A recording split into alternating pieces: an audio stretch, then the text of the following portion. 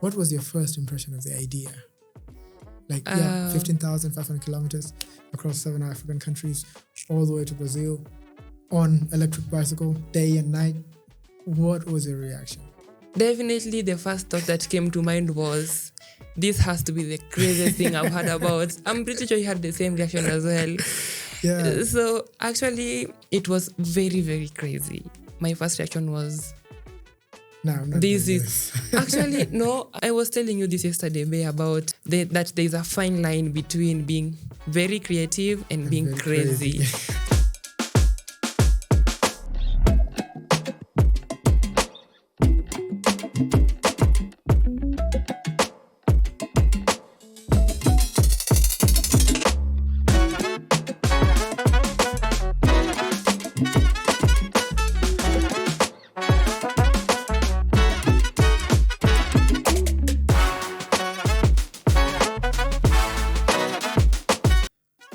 Hello everyone, welcome back to Life as a Young Activist, Cycle for Hope, Pedaling for Justice to COP30 series. Here we are exploring the stories behind the Cycle for Hope campaign.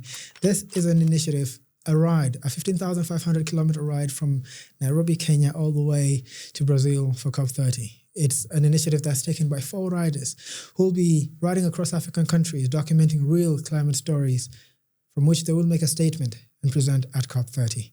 Today, we are still exploring the core team and their stories behind it, the back end, let's call it that. And so far, we've got to learn and explore the stories and the passion behind most of the people who are working with this team. And today, we are joined by one of the core team members, Timothy. He's going to share with us his story. He's many things, and we're going to hear how he's contributing to this historical campaign. Welcome, Timothy. Thank you so much, Bay, for having me on your podcast. Amazing. This is amazing. Like, we are truly honored to have you in here. And for a very long time now, we've been talking about Cycle for Hope campaign, Cycle for Hope campaign. Yeah. And this campaign is a historical one, and it is a bold initiative. Right? Yes, it's crazy actually. It is crazy. Yeah. And we wanted you to get to talk about that. But before we get into that, we wanted to know, who is Timothy? Tell us about you. Okay, thank you so much, Bay. So my name is Timothy Mboya. I consider myself a climate activist in some shape or form. I am a writer, a poet. I'm also a humanitarian, so I wear so many hats. I'm also a biotechnologist by profession. Amazing. Yeah. Right. This is great. You just reminded me of a joke with a friend yesterday about biotechnology. Yeah, being biotechnology is another way of saying creative recycling. Yeah, definitely. I think it's a creative way to recycle things. Yeah. Creative recycling. Maybe you tell us, how do all these identities shape how you see climate crisis? Because you are so big on climate. The other day you were at KTN and NTV. Yeah. And maybe how does all of this, poet, a humanitarian, biotechnologist, and how do they all, I think my journey with the climate, in the climate space, started when I was a child. Yeah. I think most of the things I'm doing now as an adult were shaped by my childhood experiences. Yeah. Poetry, for instance, is something that I started as an 8-year-old, and it was a coping mechanism for me. Similarly, the climate space is something that I started seeing the signs when I was a small boy. So I grew up in Nyakach. Mm-hmm. Yeah, that is a very rural place. Yeah. And it's in Kisumu, right? Yeah, it's in Kisumu County. Yeah. That's where I grew up in. Amazing. And we usually see delayed rains, and agriculture is not necessarily our strong suit. Mm-hmm. So I started experiencing the effects of climate change from the time I was a child. Wow. Food prices are very high. You go to the market, you find that fruits and vegetables are very expensive compared to, the highlands. So I used to ask myself, why is it like this? Why is it like this in Nyakach, but it's not the same way in other places? Yeah. So that's when I started getting into research, because I'm a biotechnologist right now, yes, but my passion for research also started from the time I was a young boy. So I used to look back and get into books and ask, Why is it different here? Why is it not the way it is in other places, you see? So my childhood experiences definitely shaped my perspective of the climate space and my poetry and my humanitarianism as well. Yeah. Yeah. It's really amazing how you brought your story into this, because activism always starts from somewhere. Yeah, definitely. It always starts from somewhere. There's always that story that brings you into this space, because I'm a refugee, right? I've spent my entire life in Kenya, right? I was born and raised in Kenya, and also raised in a refugee camp. Mm-hmm. But when you look at activism, not only me, but all the other people as well, they always have just a point in which they there's a lived experience behind it. Yeah, and that's really what connects all of us, which is amazing. You talk about research, and we're taking the picture of that young Mboya, the young Timothy, but always questioning, why is this like this? Mom, why is it so hot in this area when I went to, right? Yeah. And why is it raining so much in my friend's neighborhood and it's not here? Why right? did I go to Kericho but it's so cold? And then here it's very hot. Why is tea doing so well in Kericho? Because my grandma lived in Kericho when I was a kid. But when I travel back home, I will find that there's a sharp contrast. Yeah. That is a question every kid has asked. Maybe tell us your findings. The findings that I found, I definitely went into reading books. And even though back then the internet was not what it is right now, I could find some sources that were stating that there was a climate crisis that was ongoing. And it's something that it was not happening at that time. The climate crisis started way back even before I was born. Wow. And it was due to, deforestation, agricultural practices that, that degrade the soil. It was also due to the carbon emissions by cars, and also the industries that they pollute both the air and the water sources. So that's what I found out, and I actually got angry. Like, if these people know that this thing is affecting our planet, then why do they still do it? And I learned that it's just, corporate, they want to make profits. They want to make profits off of the backs of people, and they're doing it at a price. Our planet is facing the results of them making profits, and they don't even seem to care. So I think I got a bit angry at these people, but as a kid, you can't really do much. So right now there's a space, which is like this one. I can air out my voice for other people to hear them. And it's about getting your voice heard. True. Yeah, the young Timothy has definitely seen a lot. Right? Back then, if you asked, Mom, why is it like this here? We visited Grandpa the other day, and his place is very cold. Why is it hot here? Right? You'd have this long, ancient stories, legend story to actually explain this. But again, as you grow up, you realize they just told you those stories to not worry so much, right? And maybe to come to that part of you realizing all of this, you brought in anger. You got emotional about these people are jeopardizing our future. Yeah. Right. And what did Timothy do?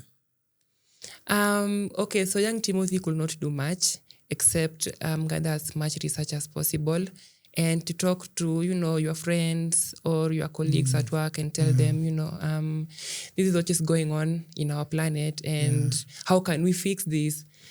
You see, sometimes we do need a little bit of funding to create change, but as a young person, I don't really have that.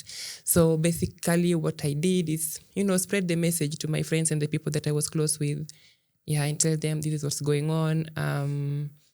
Don't throw away your waste, put it in the right recycling bin. So mostly it was about just spreading awareness for me as a person and writing as well. Yeah, and how has it been, right? Ever since now, like you ever since you started creating awareness, how has it been, the journey until this point? Well, every journey has a challenge. So definitely there have been challenges. But the thing about doing something that feels aligned to your purpose is that even if there are challenges, you'll always be pushing on. So for me, the challenge has been the kind that every activist faces, probably you'll be calling out people or organizations or corporations. So there is that fear, like it exists even if we try to suppress it. So one of those challenges will be fear of, speaking out because you don't really know what's going to happen next. True. That's one of them. Another is there are people who don't listen because they see you as a young person. So they consider a young person to be, immature, inexperienced. They don't really know what the world is about. You talk to them and they're like, what do you know, you see? So that's one of the challenges as well. But all in all, it's been, I would say, amazing experience because I feel fulfilled in what I'm doing. Yeah, definitely. Yeah, you pointed out two challenges that a lot of activists would definitely say. And it cuts across all different advocacy spaces. Yeah, true. If you are in politics, if you're in climate, if you're in social justice, if you're in gender, if you're in gender equality, right? Yeah. There's always that part because in every story there's a villain, right? Yeah. Unfortunately, even in the activism story. Definitely. Right? Yeah, we're not all good. Yeah, sometimes even in the activism story, there is that part that is kind of just pushing back your goal. The villain could be a person. The villain could be the problem itself, right? Let's say we can talk about, someone could say climate change is a villain. But in the real sense, no. You can't say climate change is a villain. Climate change is a result of the work of the villain, right? And then you kind of just bring that perspective. And then I think even if fear most times drive a lot of people, it's because the people are not willing to listen. And the second is that you said something really important, that you're young. What do you know? Right? Yeah. And why are you even here? I've been in this space for more than 20 years. Could you tell us? That's amazing. What is something that you can tell me that I don't know? But again, it's time that leaders take that shape to really try to hear the young people and the ideas that they have.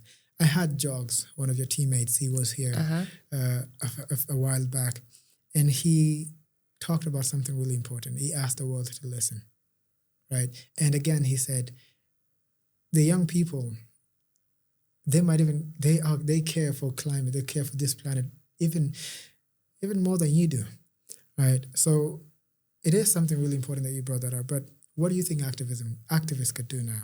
Because there is fear. There's that ignorance, which isn't a bliss sometimes. Yeah. Right. But what do you think? What do you think people should do? What do you think our leaders can do to actually, or the activists themselves, what do you think they could do to, build the courage to keep on, even though you might be risking something, even your life?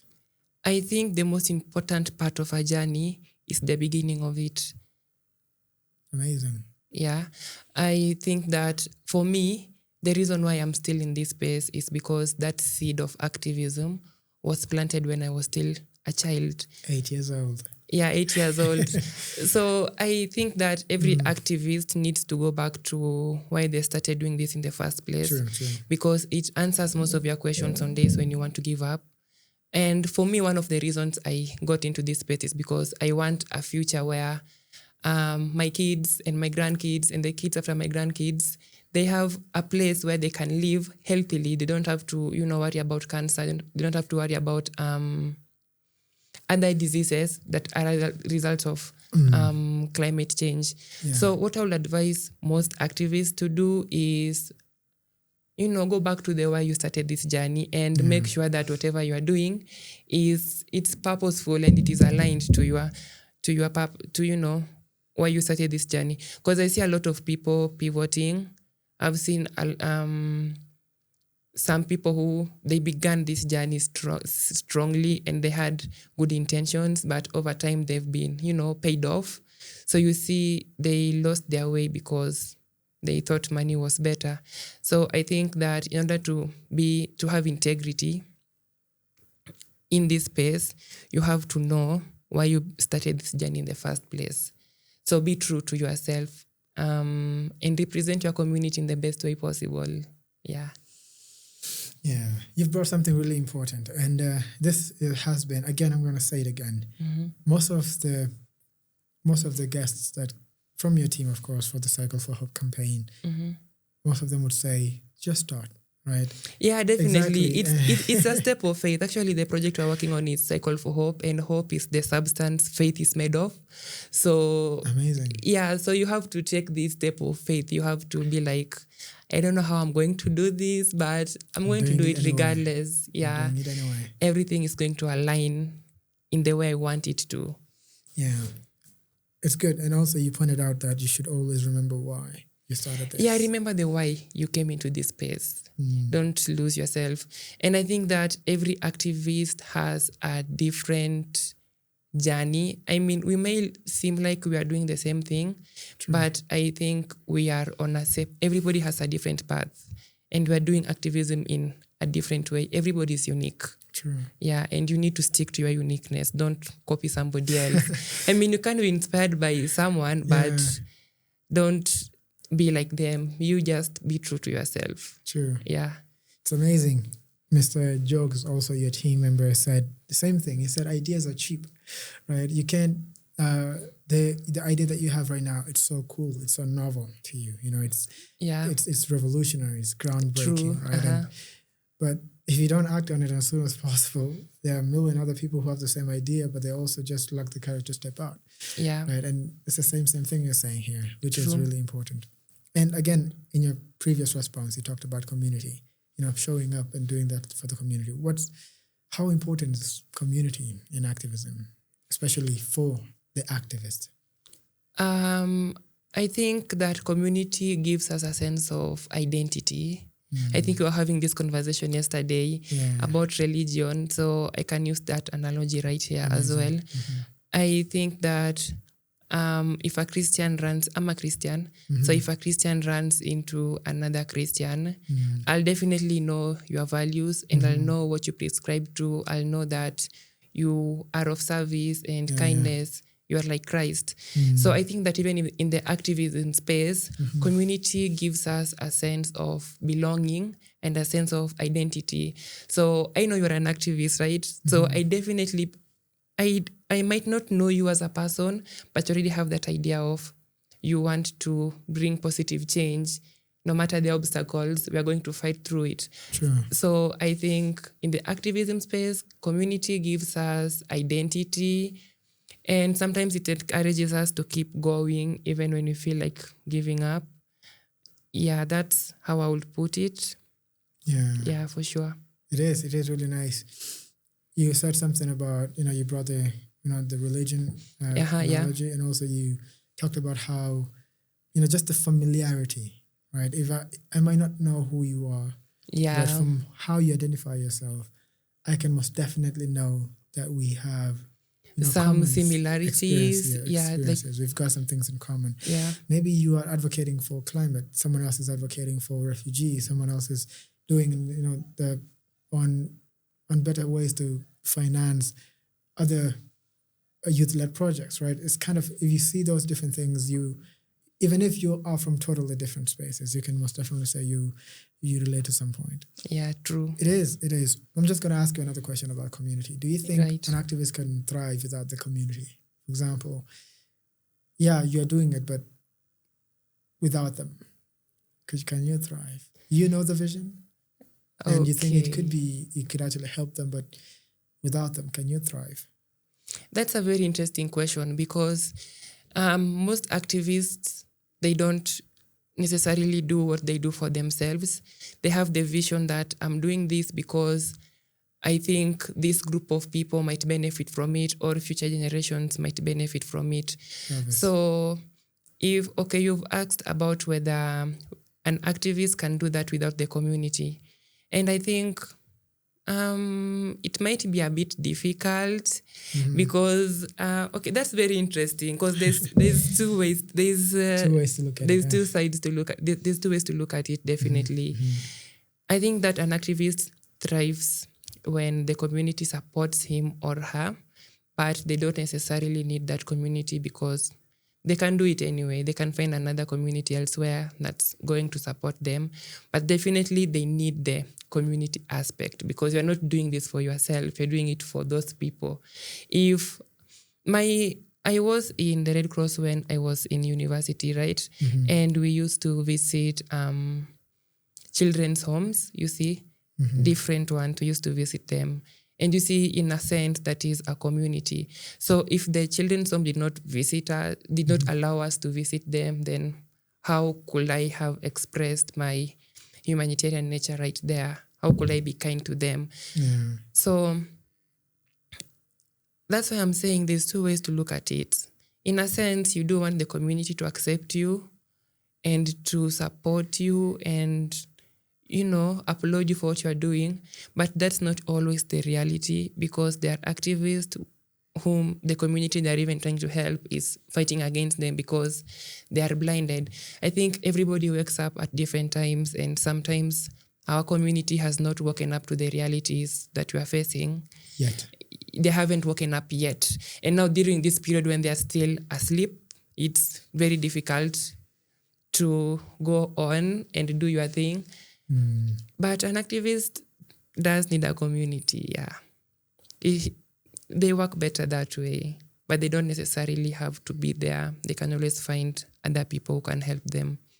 But then a community doesn't have to be the people who they are fighting for. A community can also be other activists, right? An activist community. And there was this conversation I was listening to where they were talking about putting pro athletes in one place. So when you put pro athletes in one place, they tend to build each other up and they tend to perform better than when you take one pro athlete and you put in a group of, people who are beginners. Yeah. So when we bring the same concept over here, when you put activists in, one room, the energy will be building up, you guys will be building each other up. So I think definitely,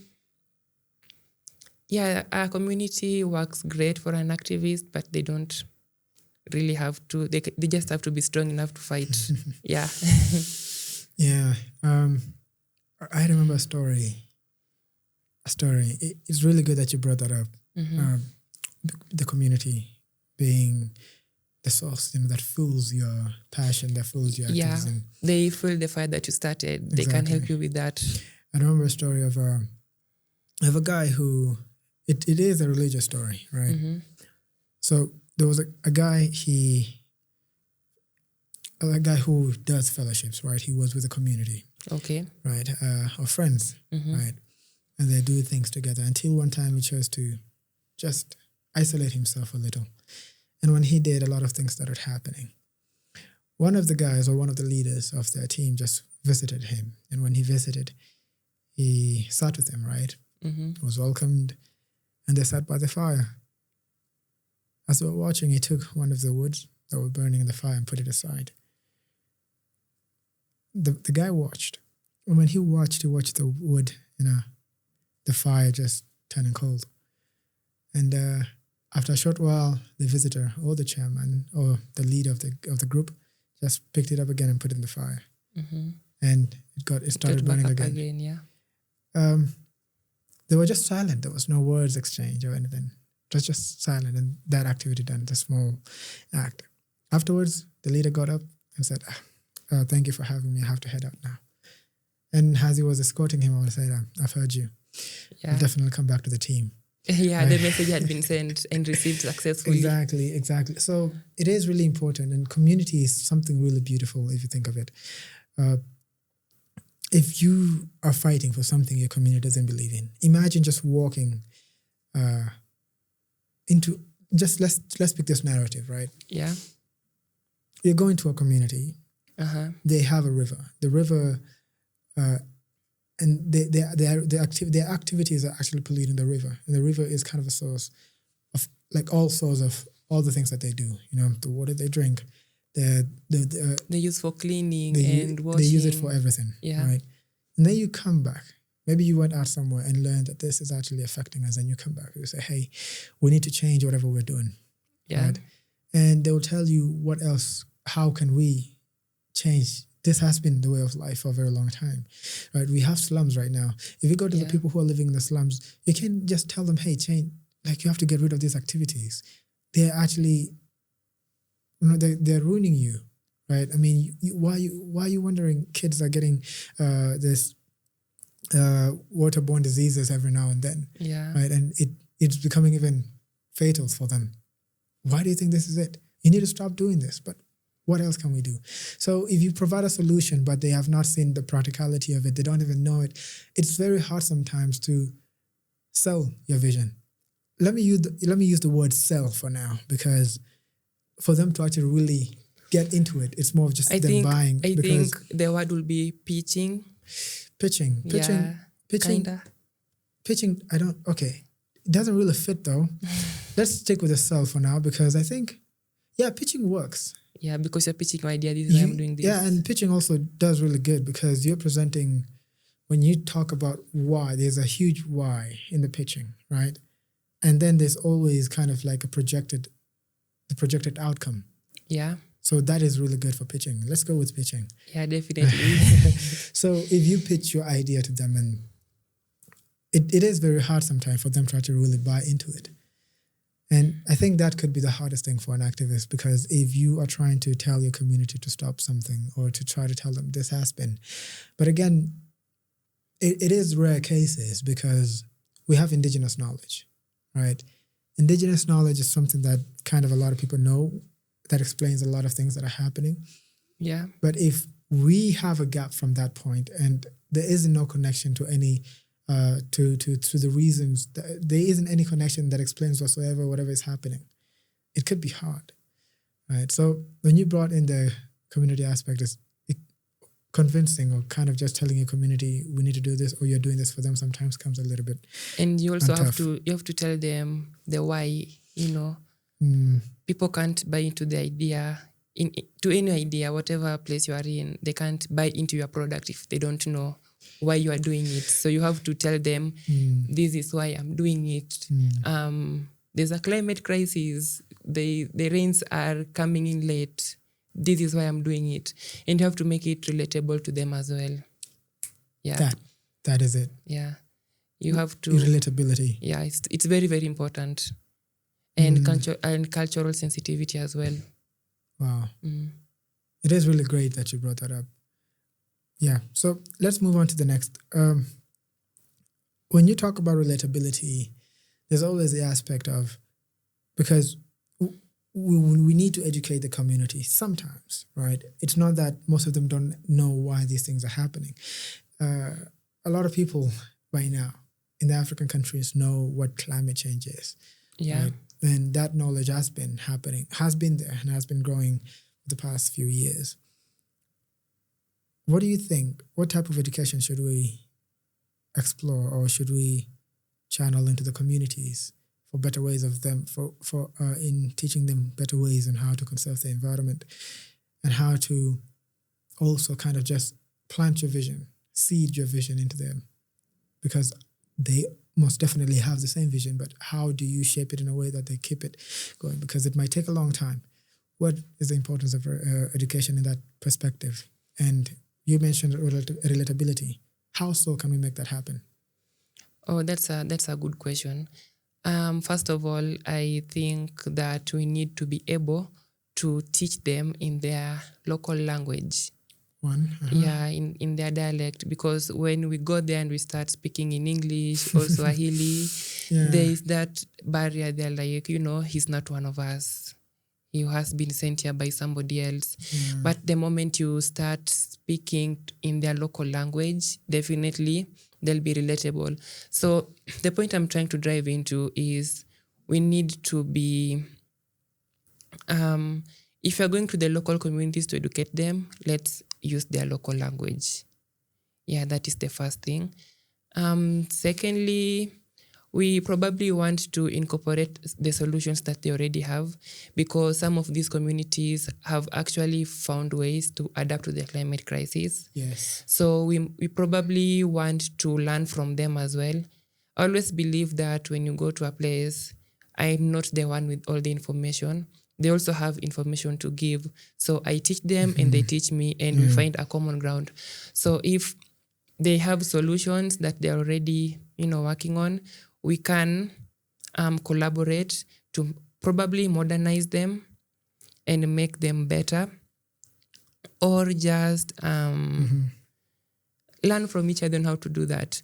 So my points will be speaking to them in their local languages and dialects, and also incorporating the things that they're already doing and making them, more efficient, more effective, or upscaling them if they're only done in small scale. Yeah. I also think that this should be in the curriculum. We need to start teaching our young kids that this is not how things, because the climate crisis is because of a system that was set up and people had been doing things in the same way repetitively, which is why we see climate change happening. So I think that for that to be changed, we need to start teaching our kids on how to do things differently from how we did them in our generation. Yeah. So education in schools, starting from the lowest level possible, teaching them in their local dialect, accepting their solutions and modernizing them in a way. Yeah, I think that will work. Wow. It is true. I really, really do like the way you brought up, building on the solutions that already exists. Yeah. Because they have lived with the problem for a very long time. You can possibly think that all of those years they haven't built a system that would help them cope, right? Yeah. It is good. Let's get back to Timothy. Okay. Yeah.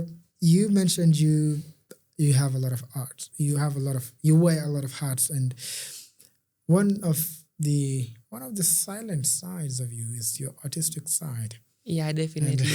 That's very true. You don't often talk about it, yet you're so very talented. You mentioned you were drawn into art at a very young age, from 8 years old. Yeah.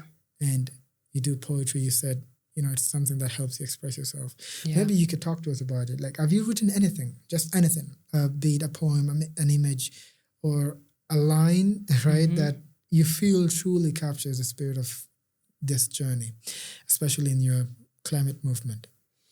Okay, so just to take you back a little bit, my journey with poetry started as a child, was introverted, and I felt it difficult expressing myself or sharing what I was going through. So what I will do is I will write a poem and I'll give it to somebody else to read it. And since my poetry is usually very cryptic, that person won't really understand what's going on. So it was a form of expressing yourself, but indirectly. So over to the climate space. Yes, I have written pieces that speak about the climate change crisis, but just like art, I will say, what's the word? There's a word I'm trying to find here. It's when, I've lost it. The word just went off my head. Yeah. But what I'm trying to say is, I have likened emotions. I have likened, let's say, a tree to a person. I have made nature to be a human being. There's a word for that. I'm trying to find it, but it just went. It's when you talk to earth like a human being. So yes. Personification. Yeah, personification. So I have written poetry with regards to the climate crisis, but they are highly cryptic. And if somebody reads it, they probably think that, this is a story of a man, or a story of a woman, or a story of a child. But in reality, I'm talking about what the trees might be thinking, what the grasshoppers, what the worms are thinking. You see how all these things that are affecting them. So yes, I have done that. That is a really, really interesting part. I'm happy you brought that up. Yeah. The thing about poetry sometimes is really interesting because poetry has this depth. There's so much depth. You can interpret a poem in so many different ways. You can. It's infinite. It's Yeah. infinite. And there's no joy that is likened to the joy of a writer seeing their story or their work expressed in different ways. Yeah. You can write just a single line, but it would resonate in 1,000 ways with different 1,000 people. Definitely, right? yeah. So it is really good. And they also, that angle of poetry itself, when you personify something, I do a little bit of that as well. Yeah, you're a poet, so definitely. The thing about that is because it kind of just takes you as a human and puts you in a different position, right? For example, if I was a mic, how would I feel? Right? Yeah, it also builds on the concept I was Exactly. talking about earlier of relatability. Because when you take, let's say, an ocean or an island, let's say Madagascar, for example, Madagascar could be shrinking because the ocean levels are rising. Yeah. So instead of calling it Madagascar, we call it a person. We give it a name. We say, and we take a name that the local community relates to. So you see, when we humanize these things, it becomes more relatable, you see. It does. Yeah. So I thought to bring that up on the concept of relatability as well. It is really nice. Wow. I once thought of how a tree would feel if it was a human being. I once thought if it had words to speak, what would it say? Right. I once thought of just a stream nearby, a brook. That tiny stream, it was going in a steady, and then there's some eddies on the other side. Yeah, they're true. just flowing. They're not part of the main flow, but they're just there, eddying around. And I was like, okay, right. If you look deep into anything, into everything really, you can always find a story, and that just explains how complex the human being is. A human being is, or the human beings are, because creativity is, I think, it's the gift, right? True. It's a gift that couldn't be traded for anything, and if you can only say you're not creative if you're not putting yourself into the conditions that make you creative, right? Yeah. So a lot of things. Thank you for sharing that as well. Yeah, I think to build up on that, you talked about the stream and the river, and every little thing contributes. That small bee, that small ant, they have a part in the ecosystem. They do. And there is meaning in everything. If you know how to look and you know where to look, you'll find meaning in everything. And I know you relate to this because you're a poet. You might see, let's say, a tree and you start saying, what could this tree been thinking about for the 50 years it has been growing up? And then you just start writing a piece based off of that. So yeah, there's meaning in everything. Yes. Yeah, there's meaning in everything. You just have to have the insight and the eyes to see it. Yeah. There's meaning in everything. Yeah. Beautiful. Now let's come to Cycle for Hope. We've talked about activism. We've talked about the humanitarian part of you, your artistic part of you yourself as well. But you also play a key role in Cycle for Hope. I'm aware you are a project manager, right, in this team, right? And tell me, what was your first impression when you met with the team, and what was your first impression of the idea? 15,500 kilometers across 7 African countries, all the way to Brazil, on electric bicycle, day and night. What was your reaction?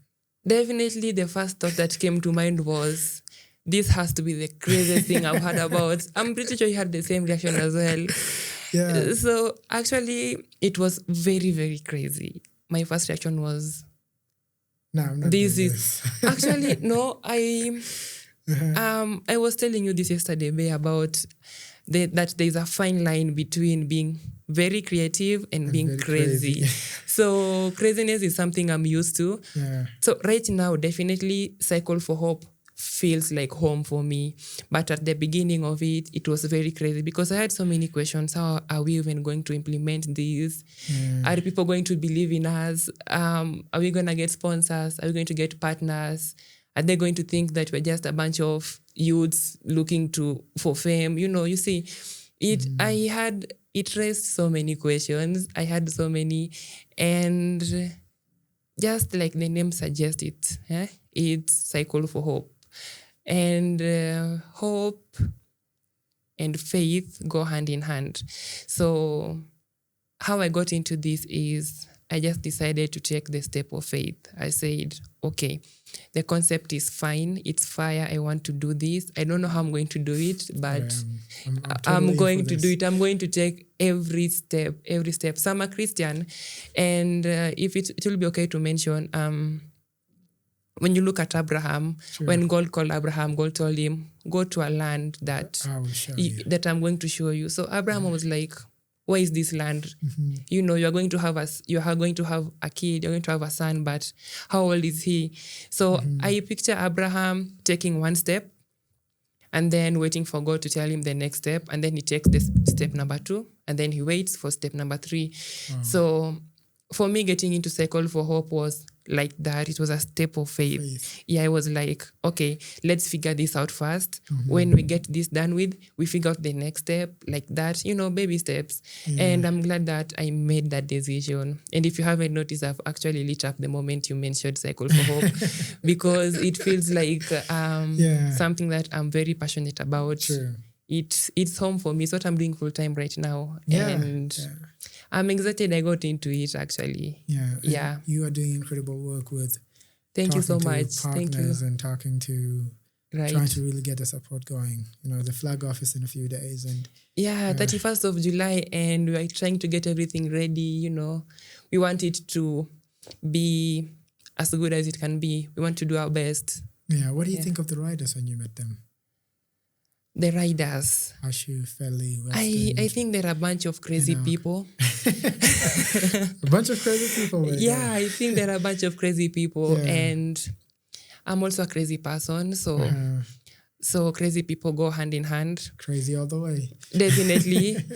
I think that they are bold. I think they are beautiful. I think that they have a strong vision and that they have a strong faith. I also think that they are great at what they do. And I think they are great learners because we've never done this before. And we're basically learning new concepts along the way. So I will call them adaptable. They are very open-minded for sure because they're learning, they're very open to learning, they're very open to changes. They're very open to getting corrected. So I will describe Feli as bold. I would describe Enoch as somebody who uses humor to cope. I would describe Hashu as somebody who great at what he does, but doesn't necessarily want people to know, the humble kind. So I think that I think that they are good people. I would say that at the very foundation. Do you think there are other faces that need to take the story of Africa to that global stage? Do I think that? Do you think they're the right people to carry the African story to the global stage?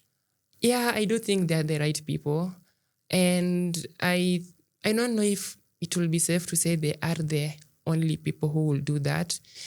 Because I think that many people, like I was saying earlier, activism starts when the seed is planted in you. And I think that anybody who has the seed planted in them can do this. And yes, they have the seed planted in them. So yes, they are the right people. And I think that anybody who had the vision could definitely do it as well. Because what we also want with Cycle for Hope is we want a ripple effect. We want to see other people do crazy projects like this one. We don't want to be the only don't want to be the only people who are doing this. So they are the right people to broadcast this message, but they're not the only people who can cause change in such a dramatic and crazy way. Why do you think no one has ever thought of this? Or why do you think no one has ever done this? Or are there people that have done this and we're not aware? I'm not quite sure. I think that to do something like this, you have to be brave and you have to be very, very bold. So I think that number one, most people lack the courage to do this. Number two, most people look at the challenges because for us, especially, the challenge has been funding. Mm-hmm. That's why we're looking into so many sponsorships and partnerships. So I think that maybe there are bold people out there, but they haven't been able to bring their dreams to life because they don't have the money for it. I also think that another reason will be the system is rigged. The system is broken. Because when we look at probably crossing boundaries, I think Africa should make it easier for African citizens to move around African countries as well. Mm-hmm. So I think, yes, I'm calling out Africa for that. We need to have a system put in place where Africans can move. Because CycleForHope, our riders will be moving across more than 8 African countries. And each African country presents a different challenge. And we have to work our way around that. So I think that the systemic issues definitely will play a role in somebody not being able to do something like this, for sure. Another thing will be, let me see, what else? I think those are the major ones for now. I also think, the other time I was having a conversation with a friend of mine, and she was telling me that she cannot get into the activism space because she has to think about her own needs. Like, when will she work and when will she be an activist? You see, because CycleForHope needs you to dedicate at least 5 months of your time riding across countries. Wow. Because we have somebody like Enoch who has left his job, who's actually stepping out of his job to do this. So I think that most people are held up in their struggle for survival in the corporate 9 to 5, and they can't imagine life without it. So I think that will be one of the reasons as well. They're literally leaving their homes for the next 5 months. Yeah, they're also leaving their homes. I don't think leaving the home is much of an issue because we went to bed. Some of us went to boarding school and we could stay for longer than 5 months. Yeah, definitely. So I think one of the challenges will be, that thing of unemployment. And then when you get employed, you just want to focus on getting that salary at the end of the month rather than causing change, you see. Yeah. Wow. I really, really, really do like the way you've shaped their stories. You know, it's one thing for a person to talk about themselves. It's another thing for a person to talk about you. Yeah, right? There are things, for example, things that you say right now. Enoch might not say that, right? He was here a couple of episodes ago, and he's a really, really interesting person. He's very interesting, yeah. He's a man who's passionate and he's careful with his words. Right, he's really passionate. You can sense the passion even in the way he carries every word. And someone like Hashu as well. Right, it's really, really beautiful what these young Africans are doing. And maybe tell us about the ride. How can the other African climate activists join? Right, maybe you could tell us the process. And the audience who are watching right now would be like to part of it. Maybe someone is in Zimbabwe, someone is in Namibia, someone is in Tanzania, and you want to join these amazing activists. Timothy, tell us, how can they do that? Okay, so to the African climate activists out there, how to get in touch with us is we have Wheels for Climate Instagram page, so you can send a quick DM over there. And what I will say right now is we are hosting climate cafes in the different African communities that will be passing through. So basically what a climate cafe is, we are collecting those stories, we are listening to them, and we are also educating them. and we're debunking some myths that they may have. So I think that climate activists all over Africa might partner with us for these climate cafes. Another thing they might do is visibility. They could talk about it on their social media. True. They could, talk to their networks, and they might also help us to secure sponsorships, fundings, brand sponsorships, And we just want this message to be out there. So we definitely want them to talk on their social medias, to their spaces, to the people that they're in touch with. We want people to know about this. Yeah. True. So if they could do that, that will be great. And if they could connect us to companies or even organizations that might want to fund this journey, that will be great. Support goes a long way. Hashu Derek was here, and he said $1 could take 1 kilometer. Definitely, every dollar counts. Every dollar counts. Yeah, it is beautiful. And you can join and you could follow the Cycle for Hope ride you can also support this by using the hashtag Cycle for Hope. Let's grow this campaign and let's make it as loud as possible. This is a historical ride, and these young Africans are carrying the African story. They're not doing it only for Africa, they're doing it for the entire planet because they care. And if you want to be part of this as well, if you want to join them physically on the ride, yes, you can. And the details are going to be left on the description below, the relevant details, including the route and the connections then. And if you want to host a climate cafe along with the friends, with the riders, you can also reach out. Just like Timothy said, you can reach out you can reach them at... You can check us out on Wheels for Climate on Instagram, and you can also send us an email at wheelsforclimate@gmail.com. Definitely. Let's make this an African story that will reach the world. Something I forgot to mention, we do have a donation page on our Instagram. So this goes to everybody who wants to help us. True. You can buy us a coffee no matter how little or how much it is. We definitely accept. So we have a donation page on our Instagram. Amazing. Yeah. Be sure you'll send us the link and we'll definitely attach it to the video. Yeah, that will be so good. Amazing. Yeah. And again, let's go back to just the final parts of this, right? If you had 60 seconds on the floor at COP30, what would you say to the world? Wow, that's interesting. Now you should be looking at the camera. Right. Because you're telling them now. Take your time. 60 seconds. If I had 60 seconds to tell the world. Yeah, at the table at COP30. What I would say is it's definitely in relation to Cycle for Hope. So when do my 60 seconds starts? Right now? Let's go. Okay, so Africa has contributed the least to the climate crisis, but we are the ones who are suffering the most out of it. And what I would say is we need Africa's voice to get heard.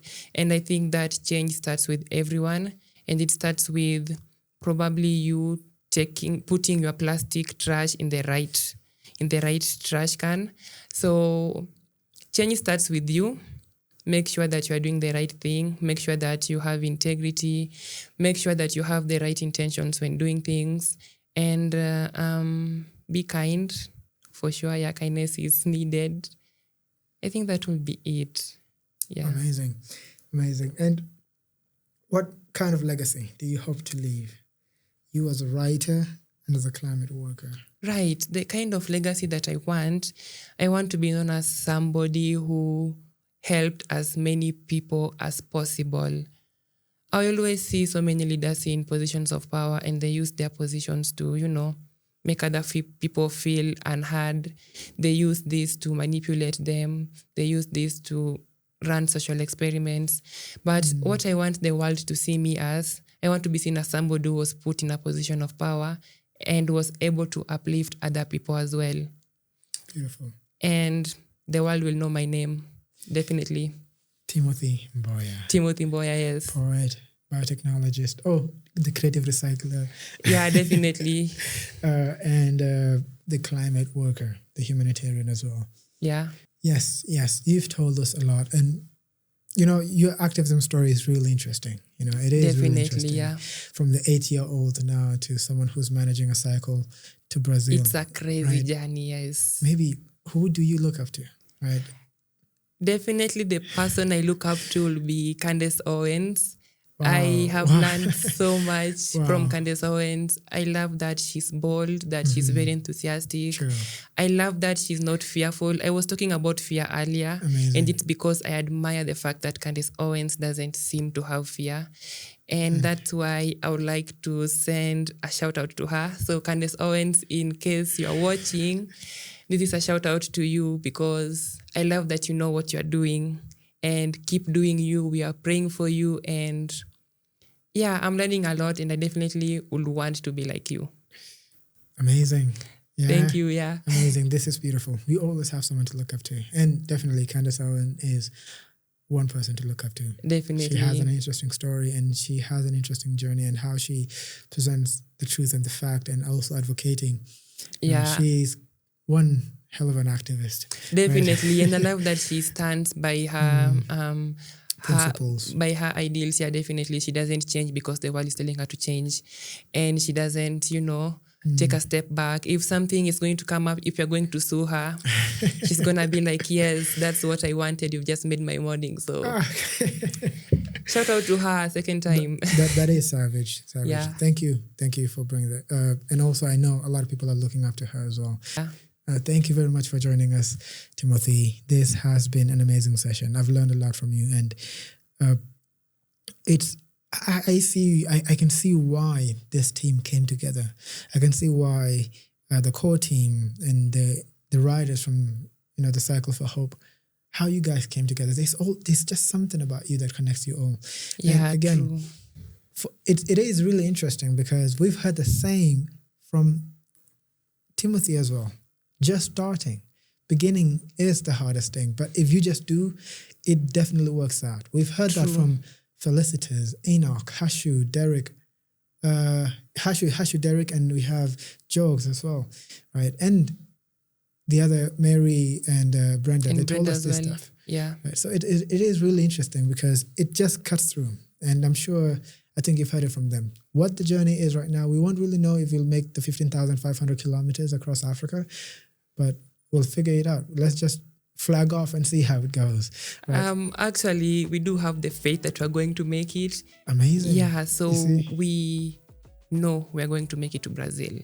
We know for sure. That's more like it. Yeah. That's the spirit. Yeah. Thank you very much for joining us, and thank you. Thank you so much for having me. Sure, and thank you for joining us as well. This has been Life as a Young Activist. I've been your host, Bay, and I've been Timothy Mboya, and it's lovely to talk to you guys.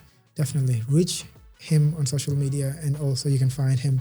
He's a project manager at Cycle for Hope and Wheels for Climate. Thank you very much for joining us, and see you in the next episode. Bye.